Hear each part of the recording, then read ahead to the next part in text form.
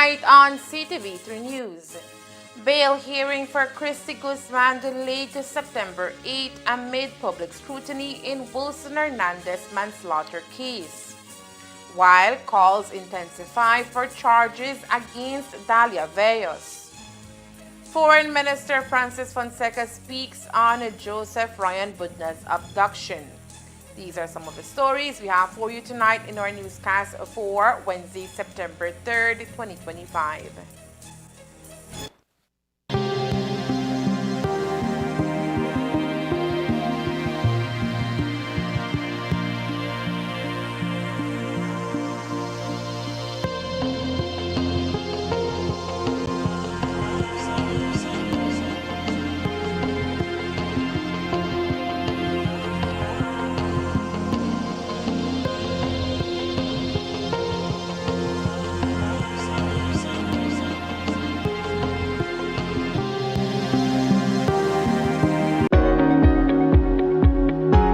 New designs for Belize's new banknotes have been revealed. But why are only two national figures featured on the banknotes? The individuals honored on our new banknotes have received Belize's highest distinction, the Order of the National Hero. As of January 2025, only two persons have been awarded this title. The Right Honorable George Cadle Price, regarded as the father of the nation, who was the first Prime Minister of Belize and renowned leader in our road to independence, and the Honorable Philip Stanley Wilberforce Golson, one of the longest-serving members of the House of Representatives, known for his unwavering stance on protecting and preserving Belize. By featuring these heroes, we honor their invaluable contributions to the development of our nation. New look, same value, Heroes Legacy. Learn more at www.centralbank.org.bz. A message from the Central Bank of Belize.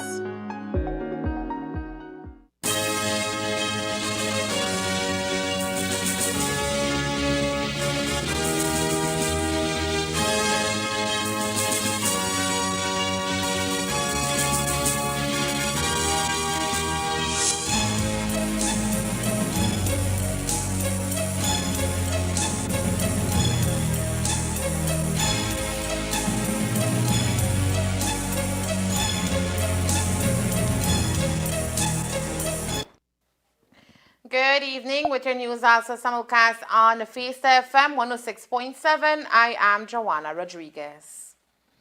The bail hearing for 21-year-old Christy Guzman charged with the manslaughter of Belmopan businessman Wilson Hernandez has been adjourned. Guzman, who was expecting to obtain a bail decision today, will now reappear before the Belmopan Magistrates Court on Monday, September 8. Guzman is accused of fatally shooting Hernandez on Sunday, August 31st, following a heated family dispute. Police allege that Hernandez's common-law wife, a licensed firearm holder, handed her weapon to Guzman during the confrontation, after which Guzman reportedly pulled the trigger. Hernandez was rushed to the Western Regional Hospital but was pronounced dead shortly after arrival. The delay in the bail decision has only fueled growing public scrutiny over the case. Many Belizeans have voiced concerns online and in the community, questioning the handling of the investigation and the charges brought forward. Well-known attorney Andrew Matura weighed in on the controversy today through social media, pointing out that Guzman has not been charged with offenses relating to possession of an illegal firearm and ammunition, charges that, if applied, would make her ineligible for bail in the lower court. For now, Guzman remains in police custody as the legal proceedings continue, with her next court appearance set for Monday. Surrounding accountability for the shooting death of Wilson Hernandez remains unresolved as UDP leader Shine Barrow has added his voice to the growing demand for Dalia Veyos to face charges of conspiracy to commit manslaughter.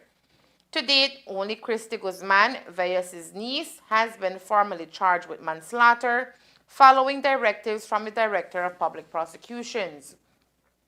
Barrow extended his deepest sympathies to the Hernandez family and echoed their concerns about the lack of charges against Veyos, who allegedly handed her licensed firearm to Guzman, the person who fired the fatal shot.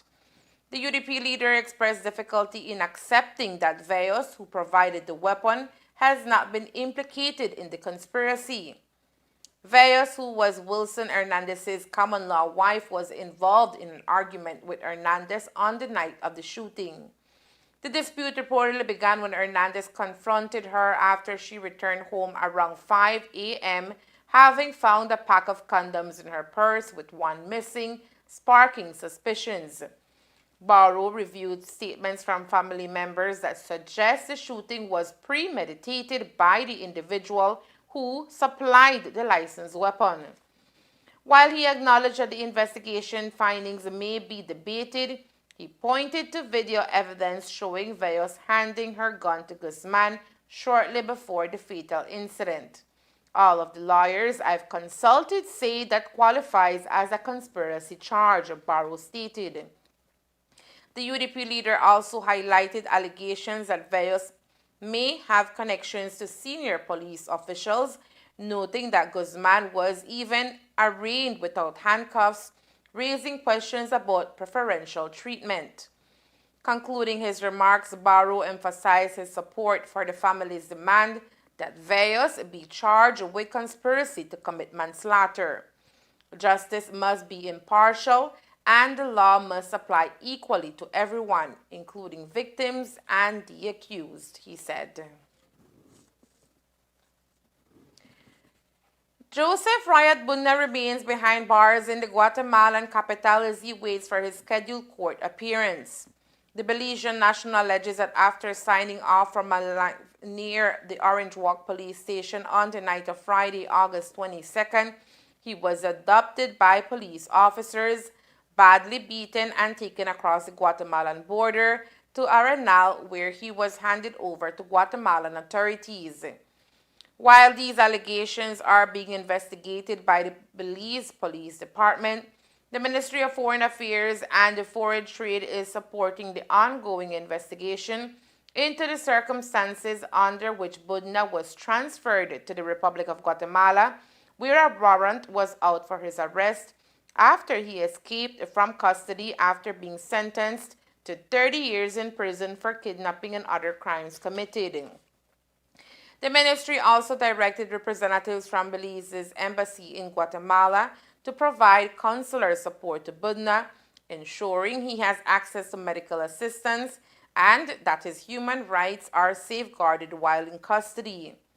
Today, Minister of Foreign Affairs, Honorable Francis Fonseca, confirmed that 2 representatives of the Belizean embassy met with Budna.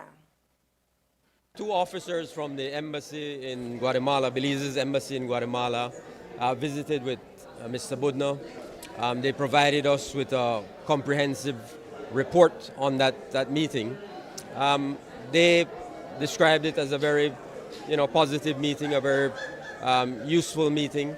They were there, of course, primarily to ensure that Mr. Budna was in good health, one. So they were able to speak with him about that and address some of his concerns as it relates to certain medications that he needs and requires. So they are working on that, and they had an opportunity to speak to the director of the facility that he is in, the prison that he is in, and they were assured that his medical needs were being met, and based on everything they observed and heard, and even what Mr. Budna reported to them, they are confident and assured that he is being treated properly. His rights have not been, in any way infringed upon there at the prison. And then the second objective of that meeting was to ensure that Mr. Budna had proper legal representation. They were able to establish that is being worked on. Mr. Budna indicated to them that he would be getting his own representation, legal representation. He was assured and informed that if he did not get legal representation, he should inform us and we would try to help him with that. And of course, he can also be appointed a public defender by the Guatemalan authorities. As to the allegations made by Budna that members of the Belize Police Department are responsible for his transportation to Guatemala, that is being investigated, says Fonseca. Well, you say you have credible evidence of that, but we don't. We have a police investigation that is underway, an investigation that has to be completed. Foreign Affairs is providing whatever information is required of us to that investigation. Once that investigation is completed, then we'll be in a position to determine whether or not what you are saying is accurate. Do you agree that investigation should be independent and that police are directly implicated by the victim and also by the evidence which Channel 7 has? Well, I haven't seen any evidence. I have not seen your evidence. So we're not in a position to say that as yet. We may reach that point where, based on the course of the investigation, a determination is made that this has to be done outside of the police department. But we're not there yet. We have to allow the investigation to follow its course. And once that we've established certain things, then I think we can determine whether or not we need independent special investigation. In his meeting with our representatives in Guatemala, did he bring up, assert, or tell representatives that police officers were involved in his transportation to Arenal and then subsequently into Guatemala?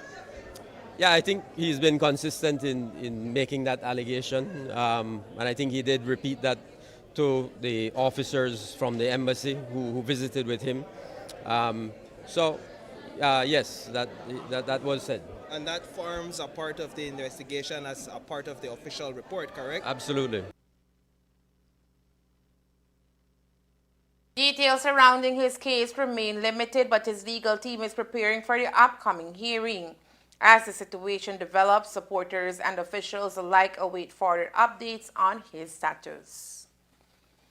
The Ministry of Foreign Affairs, Foreign Trade, Culture, and Immigration is also actively monitoring the case of 28-year-old Belizean Sebastian Pope, who remains imprisoned in Guatemala after being convicted of femicide.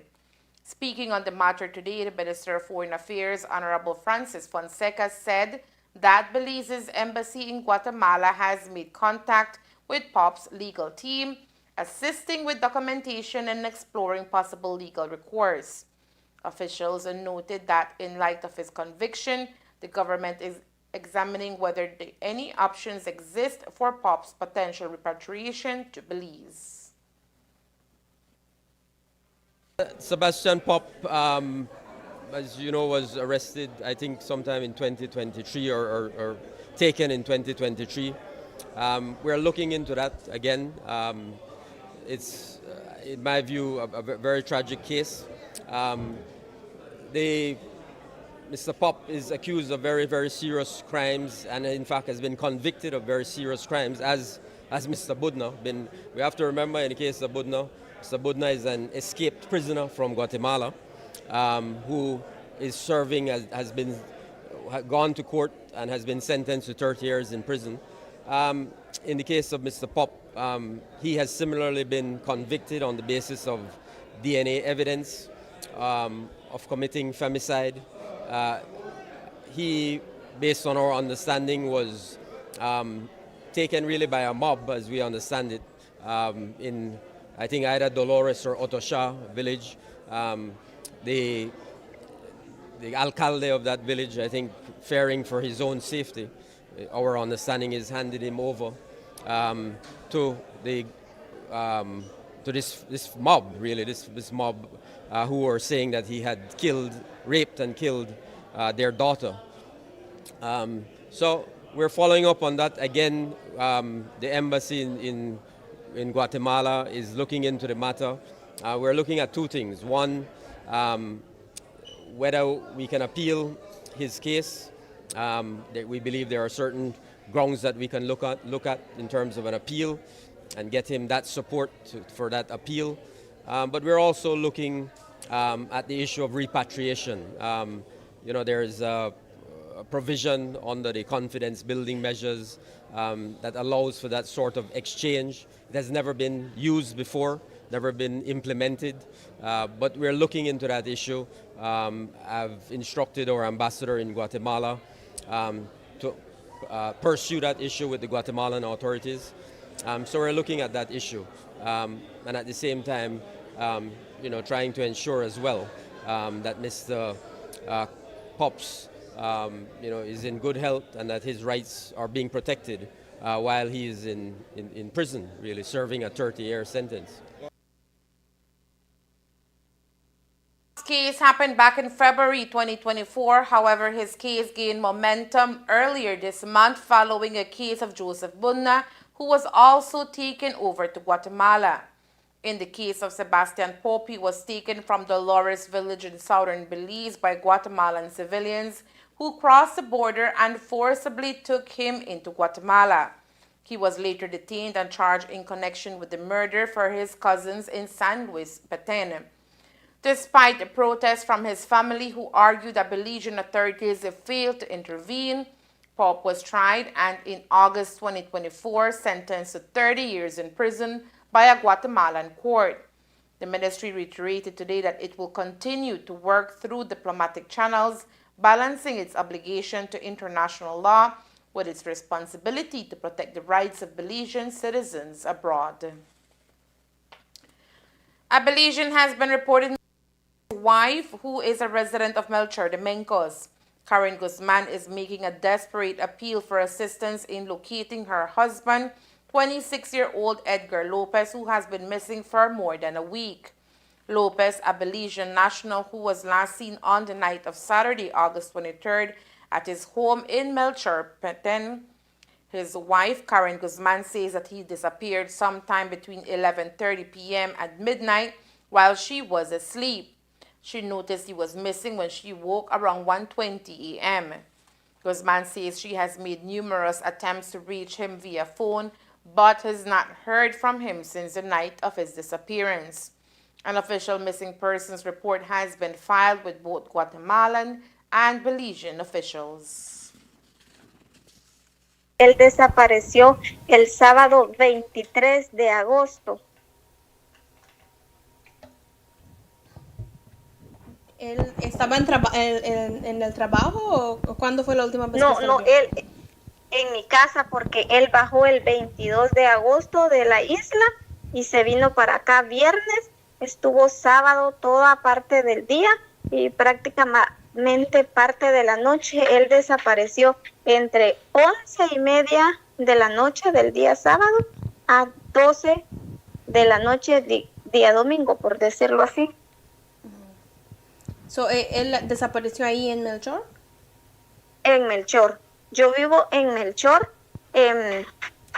¿cómo le llamamos aquí? En frontera con Belice, pero donde yo quedo se llama la línea de Ascencio que divide Guatemala y Belice. Okay. ¿Y él no le había comunicado si tenía problemas o algo que podría ser que desaparezca? Él nunca me comentó que tenía enemigos o que tenía problemas, no. ¿Y antes que él salió o no le dijo nada antes que desaparezca? No, yo me fui a dormir entre 11 minutos. Él me dijo que se iba a bañar y se quedó aquí afuera de mi casa, pero él andaba como algo tomado. Uh-huh. Y entonces yo me fui a dormir y yo me desperté, ya digamos, día domingo, ya en la madrugada, ¿va? A la 1:20, pero él no estaba en mi casa, incluso él nunca se bañó, solo dejó su toalla ahí y salió. Entonces yo pensé que como por fin de semana y por la hora, pensé que él pudo haber ido a comprar licor para seguir tomando, pero no regresó toda madrugada. del domingo. Pasó el domingo todo el día y el lunes temprano yo lo salí a buscar. No lo encontré en las calles de Melchor. Hablé con su mamá en Lado Belice. Hablé con su mamá y les expliqué.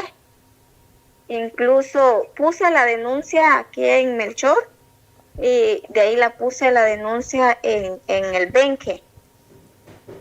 Y hasta la fecha no he tenido comunicación de él. No sé qué es lo que pasó realmente. At this time, Lopez's family is issuing a desperate plea to anyone with information that can lead to his whereabouts. Pues si él escuchara esto y él está así, que por favor se comunique conmigo, que soy su esposa, porque somos casados, y yo y mi hijo y su mamá de él, toda su familia, estamos sumamente preocupados por su paradero de él y quisiéramos que él se reportara para que nos diga que él está bien, tan siquiera para que nosotros nos demos esta agonía que estamos pasando. At the time of his disappearance, Lopez was reportedly wearing navy blue fabric shorts, a light pink or light brown striped shirt with the word Adidas printed in black, and black women's sandals. The family is urging anyone with information on Lopez's whereabouts to come forward. Guzman can be contacted directly at 502-5942-3714. An intense police chase in Santa Lucia, Coatzumapalca in Guatemala culminated with the arrest of 3 people accused of participating in an armed incident that left 45-year-old Joel David Rojas dead. Members of the National Civil Police PNC station in the Buenos Aires neighborhood arrested Marvin Giovanni Terraza Palma, his brother Edwin Eduardo Terraza Palma, and Belizean Irvin Noel Morales, who were identified by the victim's family. According to the authorities' report, minutes before the chase, the suspected attacked Rojas with firearms, causing his death at the scene. To date, the motives behind the attack are unknown, and investigations continue to clarify the events and possible links between those arrested and other criminal activities in the region. The arrests were carried out under strict security protocols, ensuring the safety of citizens and preventing further incidents. Authorities reiterate the importance of reporting any suspicious incident and cooperating with law enforcement to strengthen crime prevention. Coming up next, referendum set for Caye Caulker on legal cannabis industry. Stay tuned.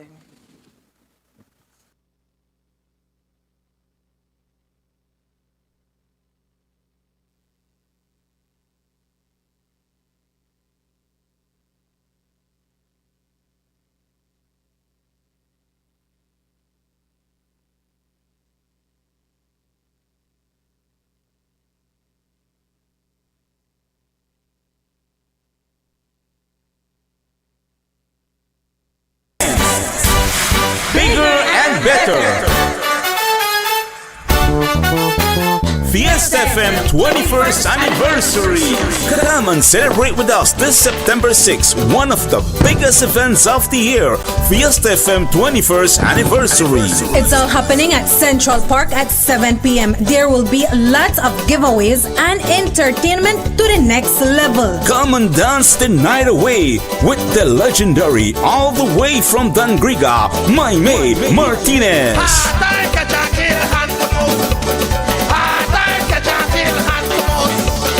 Alongside the mighty Super Furia Band.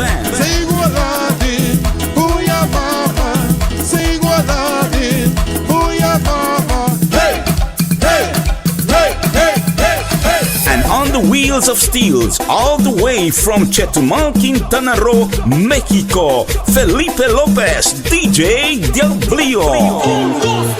Arriba, arriba, arriba, las manos arriba, arriba, las manos arriba, arriba, arriba.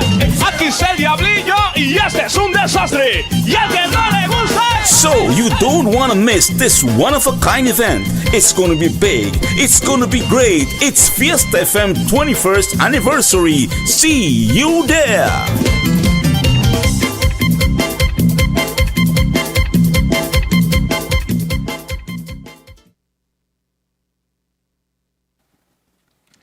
As the 2025-2026 school year officially gets underway, students and teachers of New Hope High School in Orange Walk have received a timely boost to their learning environment.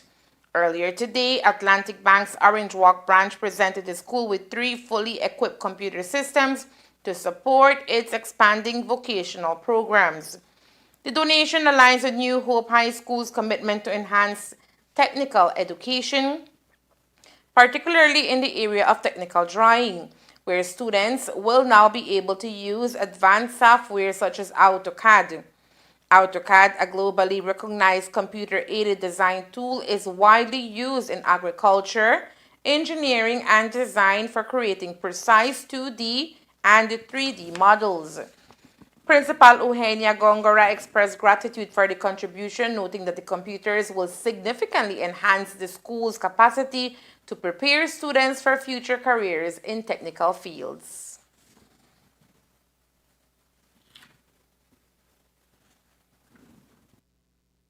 It is a big step towards what our goal is for this school year. It will assist us in the program that we have started with the AutoCAD, and it is of great help for our students. Several years ago, we almost discontinued the program because it's difficult to keep up with the activities and every aspect. They handle it. Every aspect of the situation that students have to do with SBAs and stuff, creating something, right? However, students have been continually asking for the program, so we cannot get rid of it. Instead, we will try to step up and give them that opportunity because they're asking for it, and sometimes we have to tell them that we don't have any more space for them in that program. And even though we don't want to say no, but there's a limit. I think we're going beyond the limit that we're supposed to have, and that shows how students really like that area of studies. So we appreciate all efforts, Atlantic Bank, the community, every help that we get from the different entities in our community. It's greatly appreciated. Branch Manager for Atlantic Bank Orange Walk, Denzel Peters, emphasized that the initiative forms part of their ongoing role as a socially responsible corporate citizen. Recognizing the school's need, the organization took the opportunity to invest directly in the education of the community's youth. We're here at New Hope High School to hand over a set of brand new AutoCAD specialized computers that will be used here at the New Hope High School for the new program that they're undertaking in AutoCAD services. So we partnered with New Hope. They approached us in January of this year, and as our corporate social responsibility, we were happy to help with the acquisition of these computers that will be used for the benefit of these students and their future careers. So it's important that we assisted in this regard because, as you know, education is the foundation for betterment in the entire country, economically as well. And so we support schools in all these endeavors in whatever that they're trying to instill in their curriculum and in the lives of the students. Talk to us about the hope of Atlantic Bank in terms of partnering with this high school. Okay, in terms of partnering with the high school, we hope that this will go a long way in that the lab will be existent for many years, and that AutoCAD is just one of the services that they're offering here in terms of courses, but that the computers will also be used for other general services as well for years to come. They noted that in addition to supporting education, the bank has been working closely with Orange Walkenians to help them achieve their financial goals through special promotions. Currently, we do have ongoing promotions. We're always happy to have an opportunity to talk to the general public and our customers to inform of the promotional campaigns that we have going on. Under the team, we have make every moment matter, and so we're very happy about these promotions, and we encourage all our customers, the general public, to visit Atlantic Bank. We have our lenders who are ready to assist you, to provide guidance with whatever information you might need. So we're happy that we are able to, take this opportunity to educate our customers. With the new system in place, New Hope High School looks forward to providing its students with the tools to thrive in an increasingly technology-driven world. Belize's vibrant art scene took center stage once again today as the nation honored its most outstanding contributors through the Creative and Cultural Excellence Awards. Organized annually by the National Institute of Culture and History, NICH, these prestigious honors spotlight individuals and groups who have made remarkable impacts across Belize's artistic and cultural domains. With open nominations seeking talents from diverse fields such as music, visual arts, film, acting, and literature, the awards serve as a platform to acknowledge those whose work enriches Belize's cultural fabric and inspires future generations. This year, 8 awards were handed out, including the Z. Edgell Award for Literary Arts, which was bestowed to Leroy Young. The Rosita Baltasar Award for Dance handed to Mimi Martinez. The Andy Palacio Award for Original Belizean Music went to Derek Dickey Strong, and Don Eligio Panti Award for Protecting and Developing Indigenous Knowledge went to Andy Chuck. The George Gabe Award for Original Visual Art and Design was bestowed to Gilvano Swayze. The Leela Vernon Award for Creative Community Action or Practice, Representation, and Safeguarding of Cultural Heritage was handed to Margaret Welcome. The Beverly Smith Lopez Award for the Practice, Teaching, and General Transmission of Acting in Theater and Film was awarded to Charmaine Garcia, while the Outstanding Cultural Leadership Award went to Diane Haylock. The achievements of all these awardees exemplify the diverse talents that thrive within the country, from captivating performances and compelling storytelling to innovative visual expressions and cultural preservation efforts, says Minister of Culture Francis Fonseca. I say it all the time that I think it's critically important for a nation to recognize, acknowledge, pay tribute, and show respect for those cultural icons among us, our creative community, people who are working every day to preserve and promote Belizean culture. So we are honored at the National Celebrations Commission to award these and recognize these individuals every year. This is the 4th year that we've been doing it. So it's a wonderful, wonderful experience. And I'm very, very grateful for the outpouring of support and love that these awardees have received from people all over the country and all outside of the country in the diaspora, because people recognize and appreciate the work that they have been doing, very often quietly in the background. As Belize continues to cultivate its creative identity, the awards highlighted the dedicated artists and cultural advocates who breathe life into Belize's heritage and modern artistic expressions. For the recipient of the George Gabe Award for Original Visual Arts and Design, Gilvano Swayze, the Creative and Cultural Excellence Award brings to light the importance of keeping Belize's creative spirit vibrant and alive. Well, I think Miss Margaret Welcome said it best. Hard work pays off. You got to work. You got to work. I know we have a lot more technology now, but I've always seen more success in the handmade part of art, meaning the human aspect of it. Because with the technology, for me, I'm old, it's kind of cool.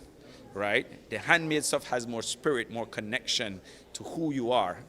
And I say this, and I don't think I've said it on the media. We were in Carifesta, and Belize took the kind of the smallest delegation. It's a forest location. We have to carry many things. It's very expensive. But when the Garifuna drums played, all the other countries, all the other islands, they paid attention. They joined us. I have videos of it.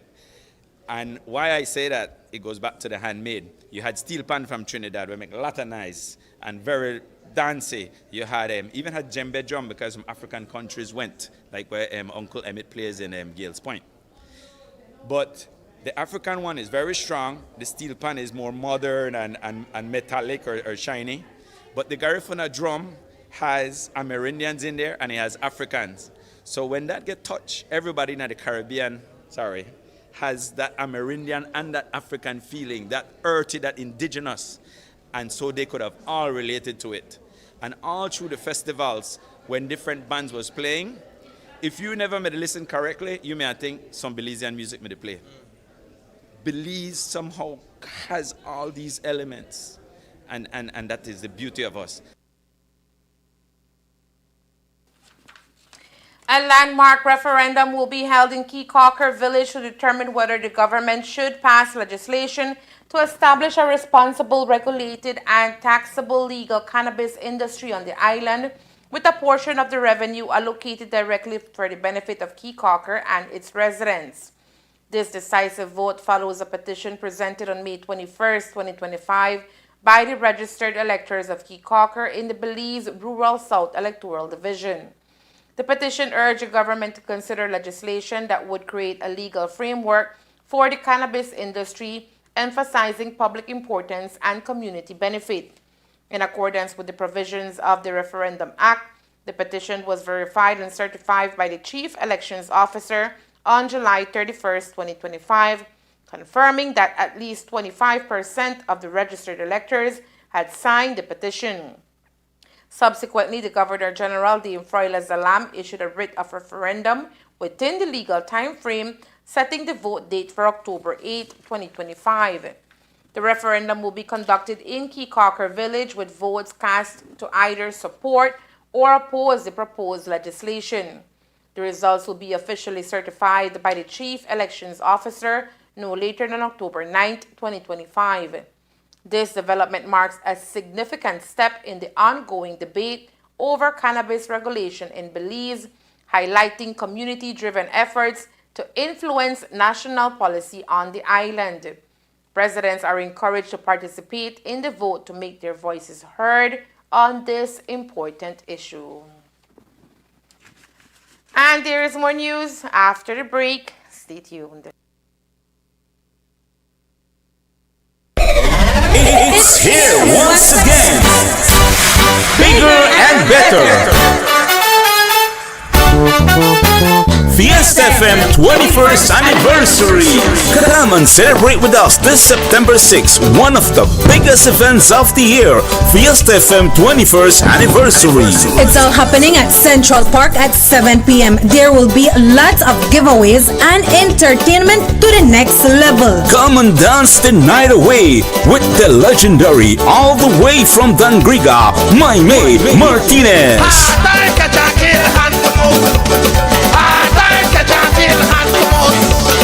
Alongside the mighty Super Furia Band.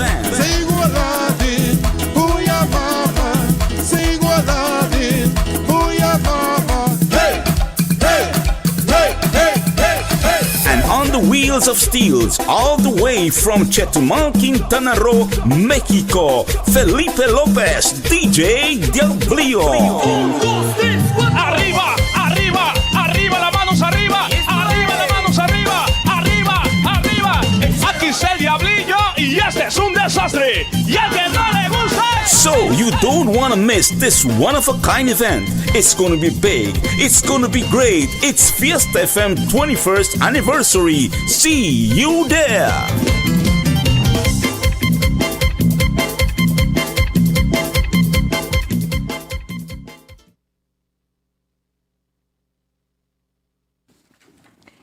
On Tuesday, September 2nd, President Donald Trump announced that the United States launched a military operation in the Southern Caribbean aimed at intercepting a vessel suspected of drug trafficking. According to Trump, the strike targeted a vessel departing from Venezuela, resulting in the deaths of 11 individuals.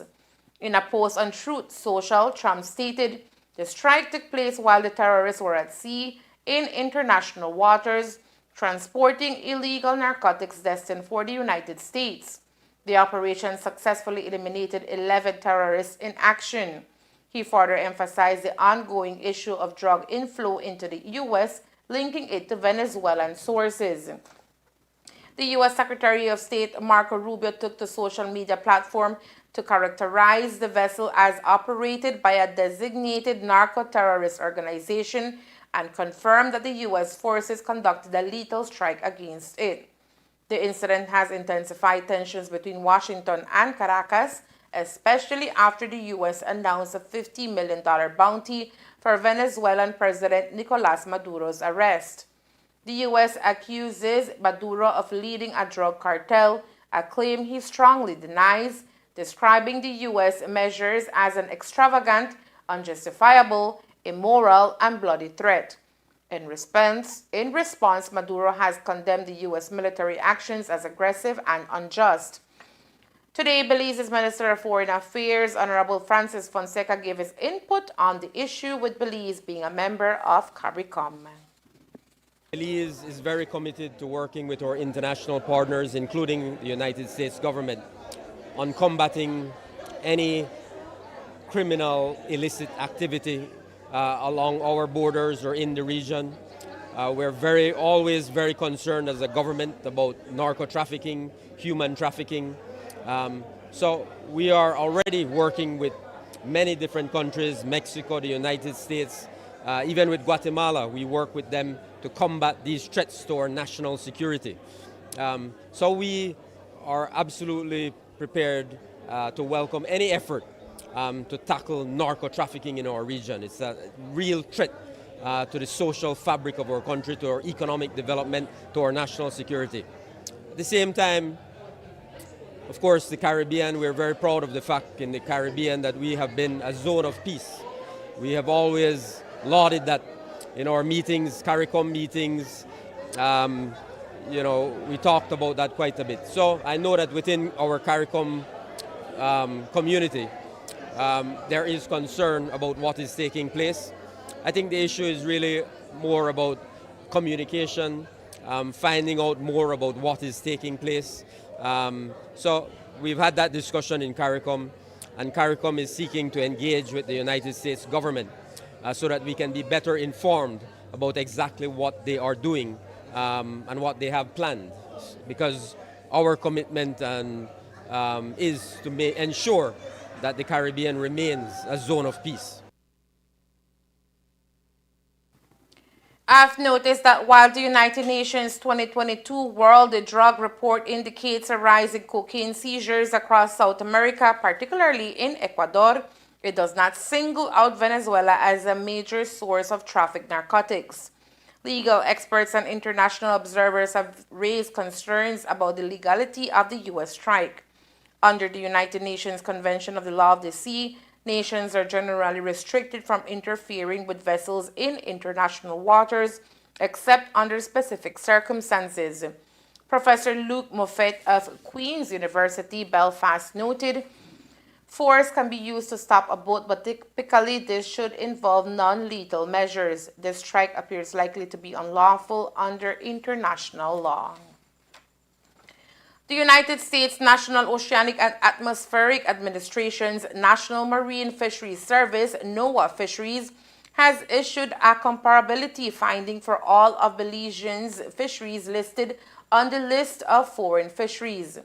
This historic achievement means that all Belizean fishers are recognized as comparable to U.S. standards under the Marine Mammal Protection Act (MMPA) import provisions, allowing Belize to continue exporting fish and fish products to the United States beyond January 1st, 2026. The determination is valid through December 31st, 2029, unless otherwise notified by NOAA Fisheries.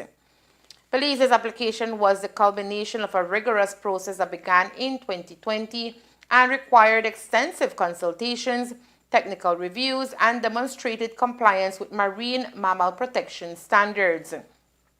NOAA's review recognized that Belize prohibits the international killing or injury of marine mammals through legislation such as the Wildlife Protection Act 2014 and the Fisheries Resources Act 2020, requires strict monitoring and oversight of fishing vessels, including 100% vessel logbook coverage, 100% dockside inspections, and an observer program, implements reporting requirements for all marine mammal mortalities and serious injuries, and bans the use of high seas gill nets and aligns with U.S. standards by operating under international agreements such as ICAT and IATTC. This milestone reaffirmed Belize's commitment to sustainable fisheries management and marine conservation. It ensures continued access to one of the most important export markets, demonstrating that Belize's regulatory framework meets the highest international standards. And that's the news. We invite you to join us for another newscast on Thursday, September 4th here on CTV3 News and Fiesta FM 106.7. Remember that to read a text version of the news, you can visit our website at ctv3belizenews.com. You can also log on to our Facebook page for current stories at facebook.com/CTV3BelizeNews or our YouTube channel at CTV3 News BZ. From all of us here at CTV3 News, thank you for watching and listening. Good night.